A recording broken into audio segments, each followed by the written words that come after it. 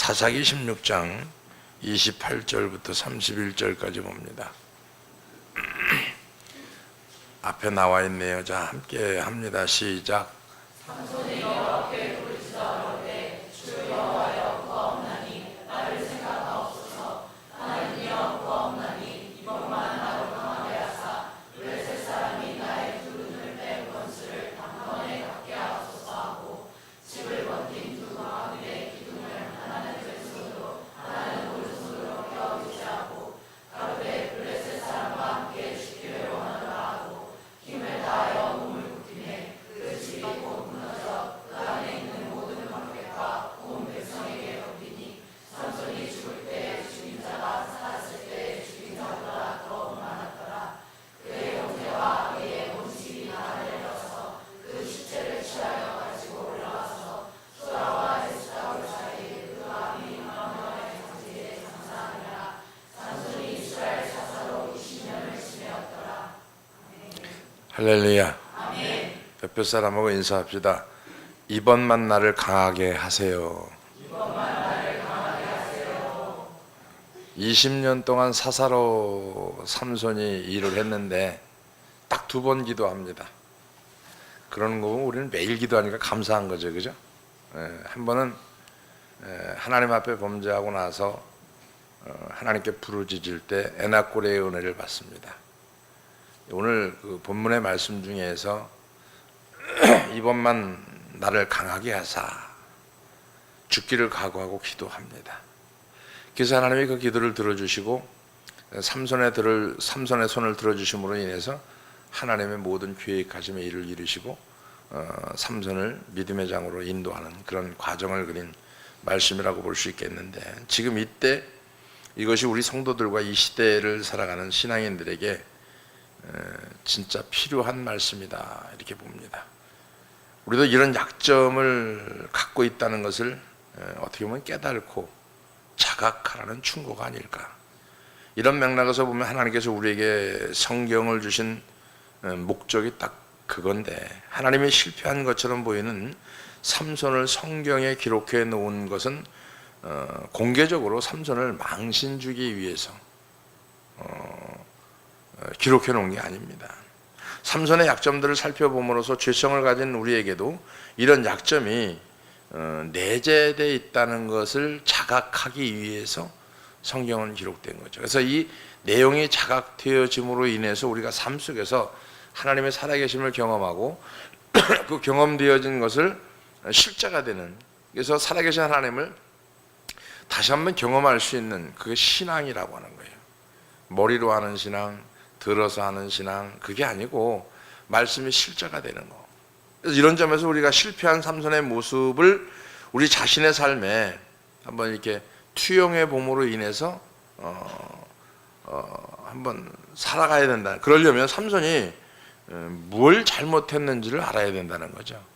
성경에서 이런 인물들이 나올 때 뭘 잘못했는지, 그리고 그 문제가 뭔지, 그 다음에 그 문제를 어떻게 해결했는지, 그 문제를 해결하는 과정 중에서 하나님이 어떻게 개입하셨는지, 이거를 지금 짚고 넘어가려고 하는데, 그것은 뭐냐면 삼손이 소중히 여겨야 할 것을 소중히 여기지 못한 것이 삼손의 잘못입니다.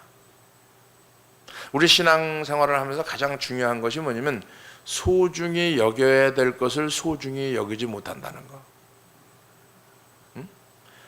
삼손은 어떤 것을 소중히 여기지 못했을까? 첫 번째로 보니까 삼손은 하나님께 받은 소중한 선물인 은사를 소중히 여기지 못하는 어리석음을 범합니다. 하나님께서 우리에게 주신 작은 것을 기뻐하고 소중히 여기고 감사하는 사람에게 점점 더 많은 것을 주신다는 것을 우리는 삶 속에서 경험할 수도 있고 경험 못할 수도 있는데, 거의 대부분 경험 못하는 게 많죠. 하나님의 지은 것이, 하나님의 모든 것을 지으셨어요. 감사함으로 받으면 버릴 것이 없다고 디모데전서 4장 4절에 말합니다. 자, 삼손의 실패가 바로 이 부분입니다. 어떤 부분? 소중히 여겨야 할 것을 소중히 여기지 못하는 거. 요즘 아이들을 보면은 부모에 대한 소중함이 없어요. 당연한 거로 합니다. 그리고 소중히 여겨야 될 그 부모에 대한 사랑, 소중히 여겨야 될 그 모든 것들을 소중히 여기지 못해요. 그러니까 무슨 물건을 주더라도 소중히 여기지 못하고 사랑을 주더라도 소중히 여기지 못합니다. 당연한 거로 알고 의뢰 그렇게 하려니 생각을 합니다. 뭘 하나 주더라도 감사가 없어요. 당연한 겁니다. 바로 삼손의 실패가 여기 있는 거예요. 하나님이 다른 사람에게 주지 않은 놀라운 하나님의 은사를 삼손에게 부어주셨습니다. 그럼 그것을 위해서 어떻게 합니까? 귀하게 여기지 않았다는 거죠. 아주 귀하게 여기는 거. 이런 차원에서 오늘 우리는 우리 자신을 한번 깊이 돌아보는 시간이 되기를 주의 이름으로 부탁합니다. 하나님은 내게 어떤 것을 주셨는가 한번 기억해 봐야 돼요. 하나님이 지금 나에게 어떤 것을 주셨는가, 하나님이 그 왜 주셨는가, 내가 놓치고 있는 것은 무엇인가, 심각하게 돌아봐야 될 것이 아닌가. 우리는 구원받은 하나님의 자녀로서 자기 인식이 있는가라고 하는 거죠. 정말 있는가, 인식이 있느냐. 구원받은 자녀로서 어떻게 보면 긍지가 있느냐. 즉 다시 말하면 예수 믿는 사람으로서 자부심, 긍지가 있느냐.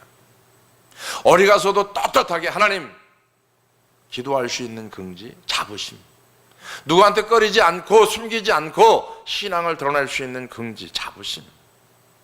어디 가서나 하나님을 전할 수 있는 담대함, 그게 있느냐라고 하는 거죠. 주일날 몰래 교회에 왔다가 몰래 가고 세상에 나가서는 세상 사람과 짝하여서 먹을 거 다 먹고 할 짓 다 하고 있다가 주일날만 되면 살며시 왔다가 살며시 가는 거죠. 들킬까 봐. 혹시라도 들킬까 봐. 여러분 그렇게 예수 믿는 거 안 믿어야 됩니다.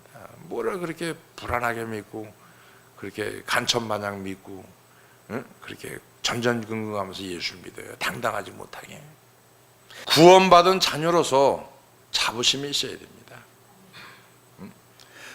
삼손은 하나님의 함께 하심이 얼마나 소중한 것인가를 모르고 있었고 놓쳐버렸습니다. 사사기 16장 20절에 보면 삼손의 결정적으로 뭘 잘못했는지를 알 수 있는데 무슨 얘기냐면은 얼마나 하나님의 임재의식이 없었으면 그랬겠느냐마는 내가 괴력이 있는 게 중요하지 하나님이 나와 함께 하시고 안 하시고가 뭐가 중요하냐라고 생각하면서 하나님의 임재를 소홀히 한 데서 나타난 결과라고 볼 수 있죠. 이 말씀은. 그렇기 때문에 우리가 아무리 믿음이 좋다고 해도요, 우리 삶 속에서 하나님의 함께 하심을 인식하지 못하고 살아간다면 결코 성숙한 그리스도인이라고 볼 수가 없다. 하나님이 인식하고 살아가는 거, 하나님이 지금 보고 있다라고 살아가는 거, 이거가 굉장히 중요하죠. 지금 마찬가지죠. 지금 임마누엘의 하나님께서 우리와 함께 하심을 알지 못한 채 신앙생활을 하고 있다면 그 사람은 비참한 겁니다. 여러분이 신앙생활 하면서 주일만 인식한다고 하면 비참한 거예요. 주일이 아닌 평상시 생활 속에서, 직장 속에서, 삶 속에서 주님을 늘 인식하고 생각하고 통치받으며 하나님의 말씀을 생각하면서 늘 살아가는 사람, 구원받은 자녀로서의 긍지, 자부심, 이 인식하고 살아가는 거, 이게 없으면 진짜 불쌍한 사람입니다. 그거보다 더 불쌍한 사람은 없어요. 차라리 불신자는 구원받을 만한 어떤 시간이 남아 있어요. 그죠? 그래도 기회라도 있습니다. 근데 그렇게 사는 사람은 기회를 잃어버린 거예요. 기회를.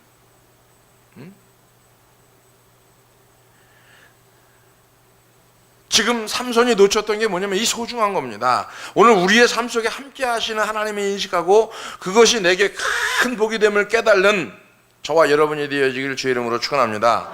하나님의 함께 하심을 인식하는 것이 얼마나 소중한지를 우리가 한번 봐야 돼요. 진짜 소중한 거거든요. 우리 자녀들은 부모의 소중함을 모릅니다. 요즘 아이들 부모의 소중함을 몰라요. 진짜 몰라요. 가슴 미지게 몰라요. 부모의 소중함을. 대가리 컸다고 지들 몸대로 큰 줄 알아요? 아니에요, 여러분. 우리 그렇게 살았어요. 구약의 여호수아에 보면 모세가 죽고 여호수아를 그 후계자로 세우는 장면이 나옵니다. 그때 얼마나 중요한 시점이냐면 광야 생활을 정산하고 이제 가나안을 정복해야 되는데 그 중요한 임무를 맡아서 행할 후계자를 여호수아를 세우면서 하나님이 주시는 첫 메시지가 뭐였었냐면 여호수아 1장 5절 6절에 이 메시지를 줍니다. 너의 평생에 너를 능히 당할 자가 없으리니 내가 모세와 함께 있던 것 같이 어떻게 한다고요? 너와 함께 있을 것이라. 그 다음에 너를 떠나지 아니할 것이다. 그 다음에 너를 버리지 아니할 것이다. 할렐루야. 모세에게 얘기하는 거예요. 지금 뭐라고 얘기하는 거냐면은 함께 있겠다는 거예요. 그 다음에 뭐라고 합니까? 떠나지 않겠다는 거예요. 내가 널 절대로 버리지 않겠다는 거예요. 지금 여호수아에게만 말씀하신 거 아닙니다. 지금 우리에게 말하는 거예요. 하나님께서 내가 너를 떠나지 않겠다. 근데 우리는 하나님을 떠나버려요. 내가 너를 버리지 않겠다. 근데 우리는 하나님을 버려버려요. 그러기 위해서 해야 될 일이 6절입니다. 6절 보세요. 마음을 강하게 하라 담대히 하라. 너는 이 백성으로 내가 그 조상에게 맹세, 약속이죠. 한 땅을 얻게, 가나안 땅을 얻게 한다는 거예요. 요즘식으로 말하면 그런 거예요. 모든 거 다 거두절미하고 내가 한마디 하겠는데 내가 모세의 길을 이어서 훌륭한 목사가 되기를 바란다면 이것만 기억해라. 하나님의 임재하심. 어떤 경우에라도 너는 하나님은 너를 절대로 떠나지 않는다는 사실. 이거 하나님이 어떤 상황, 어떤 고난, 어떤 환난, 어떤 기쁨, 행복에 있다 할지라도 절대로 하나님은 널 떠나지 않는다. 이 얘기하는 거예요 지금. 근데 우리는 인식하고 살아가냐 그걸. 아니요, 인식 못합니다. 인식이 중요하지 않아요. 인식하는 거가. 요즘 자녀들이 부모를 인식해요? 인식 안 합니다. 그냥 부모만 짝사랑하는 거예요. 자식들을. 부모가 자식을 짝사랑하는 거지 서로 사랑이 돼야 안 돼요? 안 됩니다.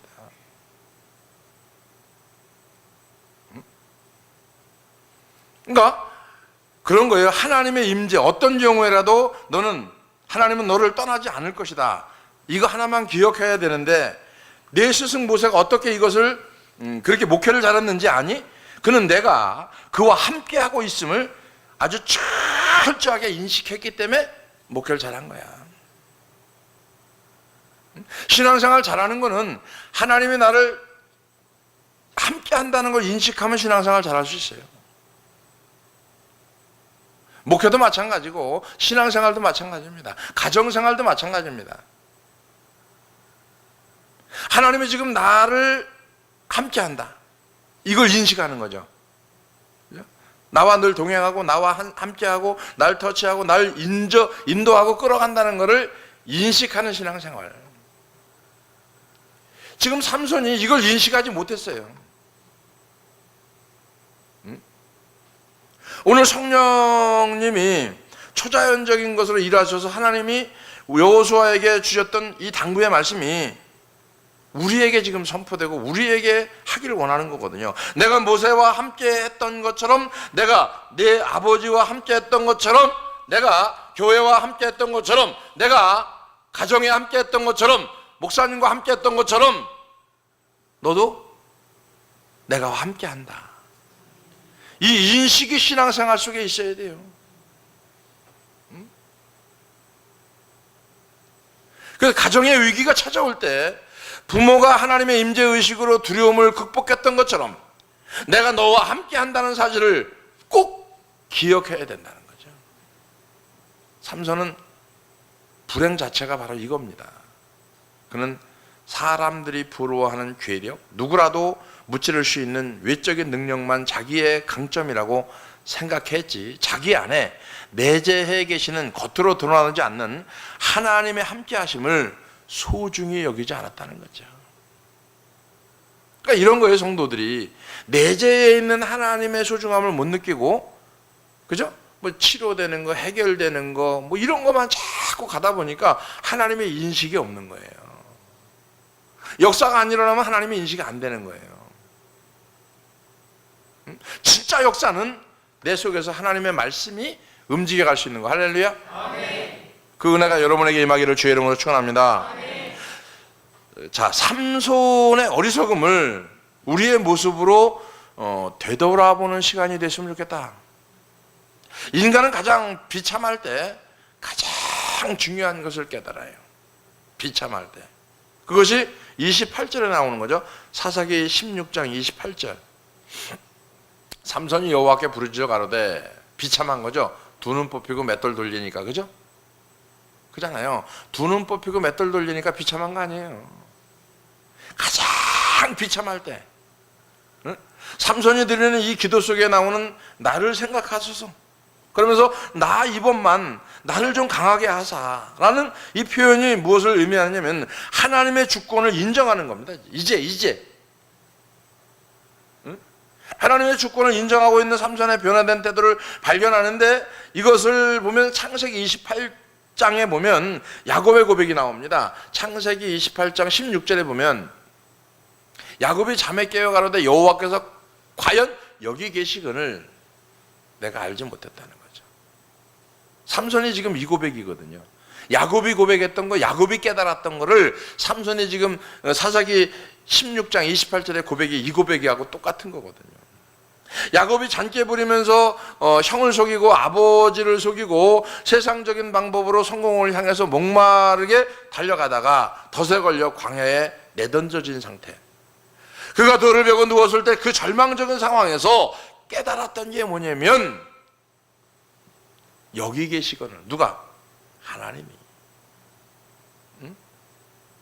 과연 여기 계시거늘, 지금 삼손이 눈 뽑히고 감옥에 맷돌 돌리면서 내가 하나님의 임재를 소중히 여기지 못했구나라는 것을 깨닫게 되는 것과 같은 이치라고 하는 건데, 이 이치를 두 가지, 야곱이 깨달았던 거하고 삼손이 깨달았던 거하고 두 가지를 한 말씀으로 딱 정리한다 그러면 시편 119편 71절입니다. 71절. 고난당한 것이 내게 유익이라, 이로 인하여 내가 주의 율례를 배우게 되었나이다. 옆에 사람하고 인사합시다. 고난 당하기 전에 깨달지, 사고 치기 전에 깨달지, 문제 생기기 전에 깨달지, 이거예요. 이거 꼭 그래야 깨달리, 그죠? 이 얘기하고 똑같은 거예요. 지금 문제가 터져야 깨달아요? 한 대 얻어 터져야 알아요? 지금 상태에서는 최고로 맞다고 생각하는 거죠, 자기가. 응? 최고로 자기 생각이 옳고 자기 방법이 옳고 이게요. 근데 하나님은 그렇지 않습니다. 응? 이 부분이죠. 고난당한다고 다 야곱이나 삼손처럼 자기 약점을 깨닫게 되는 건 아닌 것 같아요. 그죠? 다 고난당한다 그래서 야곱 마냥 삼손 마냥 깨달아지는 건 아닌 것 같아요. 그렇게 한 대 얻어 터지고 저리 터지고 이리 터지고 저리 터지고 아주 엄청 많이 터져도 못 깨달아요. 옆에 사람 보세요. 그 사람이 그 사람 아닌가? 이러고, 그 사람이라고는 안 그래서 그 사람이 그 사람 아닌가? 이렇게 물음표를 남겼지.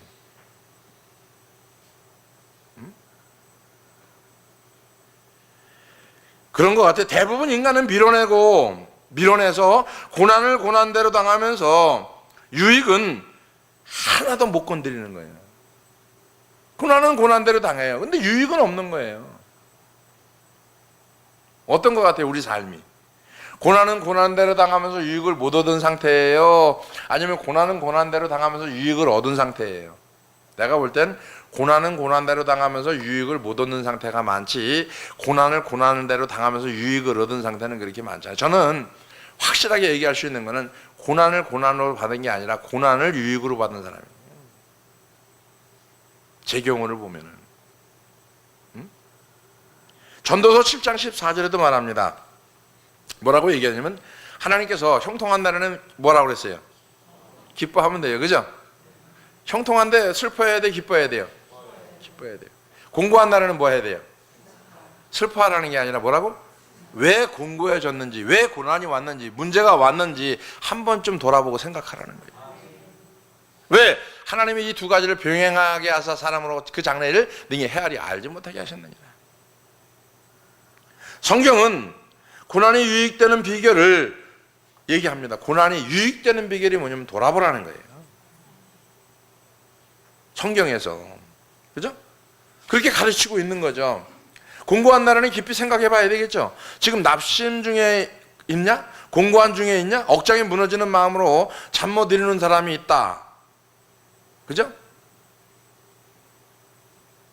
학개서 1장 7절에도 함께 합시다. 시작.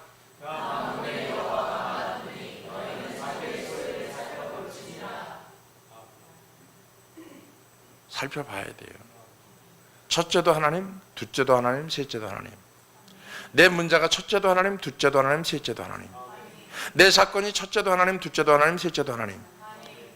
그죠? 예수 안 믿는 사람도 잘못되면 자기를 돌아봅니다. 뭐가 잘못됐는지. 예수 믿는 저와 여러분들은 말할 것도 없잖아요.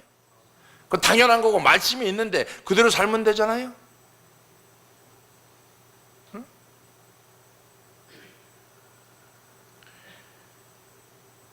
삼손은 이렇게 고난 중에 깨닫고 나서 이제 하나님께 기도하는 거예요. 삼손이 드리는 28절의 기도에서 나는 그가 외치는 두 마디의 그 눈길이 돌아갔는데 28절에 보면 첫 번째는 나를 생각하소서 이 부분하고요. 또 두 번째는 나를 기억하소서 이 부분인데 오늘 우리가 절망하고 비참한 자리에 빠질 때 복잡한 기도 안 나옵니다. 진짜 죽을 지경이에요. 복잡한 기도 나와요? 천지 만물을 창조하신 아버지 하나님께서 만세전에 이거 나와요? 안 나와요. 안 나옵니다. 하나님 살려주세요. 하나님 살고 싶습니다. 이 절망 가운데 나오는 기도예요. 절망 가운데. 아무 생각 없이 그냥 살려주세요. 살고 싶습니다. 나 좀 기억해 주세요. 나 좀 용서해 주시고 나를 좀 생각해 주세요. 이 상황, 이 형편, 이 과정 하나님 보고 있잖아요. 생각해 주세요. 다른 기도 안 나옵니다. 편안하니까 다른 기도 나오고 편안하니까 미사여고 나오고 편안하니까 그냥 창세기부터 계시록까지 나오는 거지 안 나옵니다. 그렇게. 응? 물에 빠졌는데 제가요 걸어오다가 발을 헛디뎌 가지고 보따리도 잃어버리고 지금 물이 꼴깍꼴깍 넘어가는데 물이 세 모금 넘어가고 지금 물에 빠지려고 그러는데 나를 좀 이래 그 얘기해요? 그러다 죽어버려서 끝난 거예요. 이거 얘기하다가 뭐라 그래야 돼요? 소리 지르고 살려달라 그래야 돼요. 근데 거기다가 미사여고 써가면서 내가 어리를 몇 킬로 가야 되는데 몇 킬로까지 왔고 발이 헛디뎌서 미끄러져 가지고 여기 빠질지도 모르고 빠졌는데 이래가면서 자꾸 빙빙빙빙 돌면서 그러고 나서 나 좀 살려주세요 그래야 돼? 한가한 거예요. 이거는 진짜 한가한 거. 진짜 살려고 진짜 답답하고 진짜 절망에 빠지면은요 그런 거 다 필요 없습니다. 따라합시다. 살려주세요. 살려주세요 이렇게 안 해요. 여러분 내가 지금 여기니까 그러지 한번 해봐. 살려달라고 하면 물에 빠져서 어떻게 해야 돼요? 살려주세요 이래야 돼? 아이고 체면 차릴 게 뭐 있어 여러분. 응? 진짜 하나님 앞에서 절박하면은요 복잡한 얘기 안 나옵니다. 살려주세요. 나 좀 기억해 주세요. 오늘 이런저런 아픔을 겪고 있다고 하면 이래도 일이 안 풀리고 저래도 일이 안 풀려서 오랜 낙심 중에 있다면 이 기도를 반드시 해야 됩니다. 그때 우리가 할 일은 두 가지입니다. 살려달라고 나를 기억해달라고 고백하는 것과 회개하는 겁니다. 다른 방법 없습니다. 여러분 다른 방법 대안이 없어요. 살려달라고 하는 방법밖에는. 우리는 삼손이 마지막 순간에 절규하며 드렸던 기도를 기억하며 눈 뽑히기 전에 이런 진지한 자세를 가지고 살아가는 저와 여러분이 되어지기를 주의 이름으로 부탁을 드립니다. 아직 기회가 있을 때 삼손의 그 마지막 절규의 모습을 기억하면서 하나님 살려주세요. 나를 이 땅에 보내주신 하나님의 뜻 사명 감당하고 죽겠습니다라고 기도할 수 있다면 삼손과 같은 그런 비참한 자리는 피할 수 있습니다.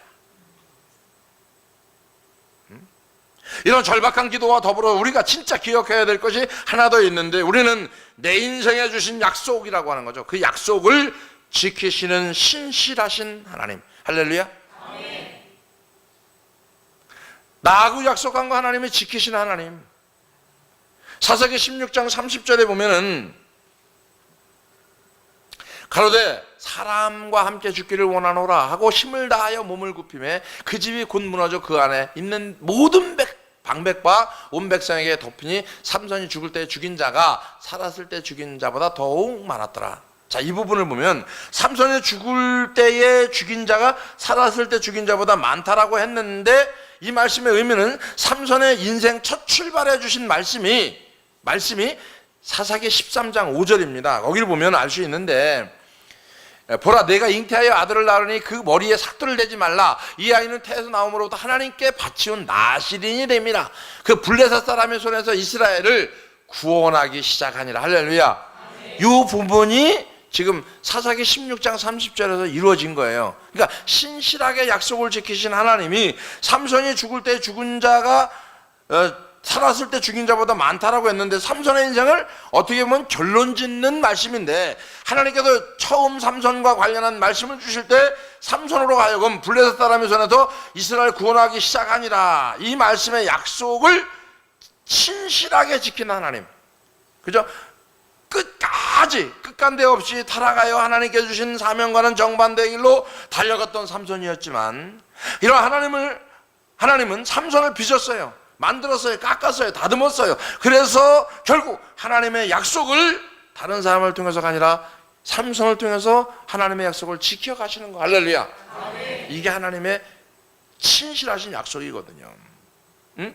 그리고 또 한 가지 정말 진짜 놀라운 게 하나 있는데, 감격스러운 게 있는데 뭔지 압니까? 믿음의 장이라고 하는 11에서 11장에 보면은 믿음의 인물들이 쭉 열거되는데, 32절 보면, 11장 32절에 보면 여기 삼손 얘기가 나와요. 야, 이거 보고 제가 소름 끼친 거예요. 내가 무슨 말 더 하리요? 기드온, 바락, 삼손, 입다, 다윗, 사무엘. 야, 이 선지자 레벨에 그냥 누가 들어갔어요? 삼손이 들어갔어요. 야, 대단한 거죠. 이걸 얘기하려면 시간이 부족하다는 거죠, 하나님. 이게 믿어져요, 여러분? 지금 20년 동안 사사로 일할 때 딱 2번 기도했어요. 근데 이게 믿음의 장에 들어갔어요. 대단한 거예요. 또 멍청한 것들은 나도 기도 2번 하고 들어가 이러지 말고, 참, 꼭 그렇게 생각하는 사람이 있는 것 같아서 지금 말하는 거예요, 지금. 아무리 보고 또 보고 다시 봐도 삼손은 실패한 인생입니다. 근데 하나님께서 놀랍게도 이런 실패한 인물 삼손을 모든 사람이 귀감으로 삼을 만한 믿음의 인물 명단에 등재시킨 거죠. 믿음의, 눈물 나는 일이거든요, 사실은. 이런 거죠. 나는 내 인생을 허비하고 살았는데, 나는 어리석어서 하나님의 뜻을 뭔지 모르고 살았는데, 내가 내 꼴을 보니까 초라하기 짝이 없는데, 나는 영락없이 눈 뽑힌 삼손과 같은 꼴인데, 신실하신 하나님께서 이렇게 말씀하는 거죠. 내 인생 헛되지 않아. 눈물 나는 거죠. 내가 너를 이 땅에 보낼 때 내가 원했던 그 일을 다 이루고 있어. 너의 이름을 믿음장에 기록할 수 있어. 주님이 지금 우리에게 이렇게 말하는 거예요. 낙심한 일만 아니죠. 우리가 이 사실을 자각하게 되면 다시 힘을 낼 수 있지 않을까. 낙심만 하고 있을 때가 아니거든요. 그럼 이 말씀을 듣고 여러분이 다시 한번 힘을 얻어서 이길 수 있는, 승리할 수 있는 믿음의 종들이 되어지기를 주의 이름으로 축원합니다. 우리 인생도 맨 마지막에 이런 기록이 되지 않을까. 이런 놀라운 하나님의 개입하심으로 인해서 내 인생 비록 부실했지만 내가 너에게 원했던 그 모든 사명 다 이룬 멋진 삶이었다. 이렇게 하나님이 우리를 위로하시고 우리를 그 신실하게 우리의 약속과 지키시는 그 하나님, 절대로 우리를 버려두지 아니하시고 우리를 끝까지 참아주시고 안아주시고 붙들어주시는 그 하나님, 여러분이 만나시기를 주의 이름으로 축원하게 되겠습니다. 기도합니다. 고마우신 아버지 하나님 감사합니다. 하나님이 너는 성공한 인생이라고 인정해주는 위대한 믿음의 자녀가 되는 귀한 종들이 다 될 수 있도록 인도해 주시고, 그 상황 속에서 지금도 우리를 버리지 아니하셔서 끝까지 붙들어 주시는 하나님을 발견할 수 있도록 주님 도우시고 인도해 주시옵소서. 그래서 하나님께 더 가까이 갈 수 있는 믿음이 되게 하심을 감사하며 예수님의 거룩하신 이름으로 축복하며 기도합나이다. 아멘.